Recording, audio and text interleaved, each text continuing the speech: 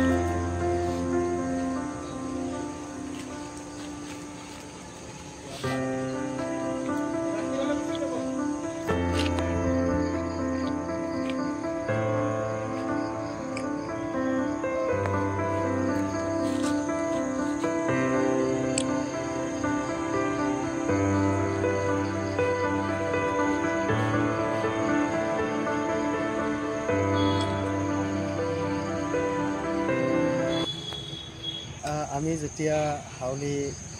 ৰাস মন্দিৰৰ পৰা আহি আছিলোঁ তো তেনেকুৱা সময়তে মাজবাটত কোনোবা এখন গাড়ীৰ সৈতে সংঘাত হৈ পেলাই আমাৰ এই ফেচাটো তাত পৰি আছিলে ৰাষ্ট্ৰীয় ঘাইপথৰ মাজতে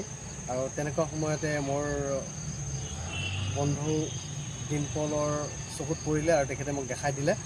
আমি তাৰপৰা লৈ আহিলোঁ আহি পেলাই অকণমান চেষ্টা কৰিছোঁ নিজৰ তৰফৰ পৰা চিকিৎসা কৰিবলৈ আৰু কৰিছোঁ এতিয়া অকণমান সুস্থ হৈ উঠিছে আৰু আমি এতিয়া মুকলি কৰি দিব ওলাইছোঁ যাতে তেওঁ আকৌ নিজৰ পৰিয়াবৰণত ঘূৰি যাব পাৰে আৰু আমি প্ৰতিটো বন্ধু বান্ধৱীসকলক এটা কথা ক'ব বিচাৰিম যে যেতিয়া আপোনালোকৰ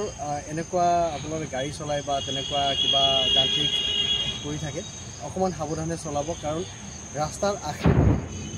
যিকোনো চৰাই চিৰিকটি বা যিকোনো বন্যপ্ৰাণী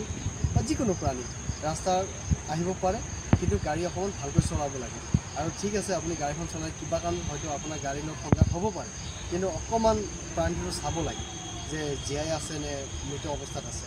যি হওক এইটোৱে কৈ আছোঁ সকলোৱে থাকক ধন্যবাদ।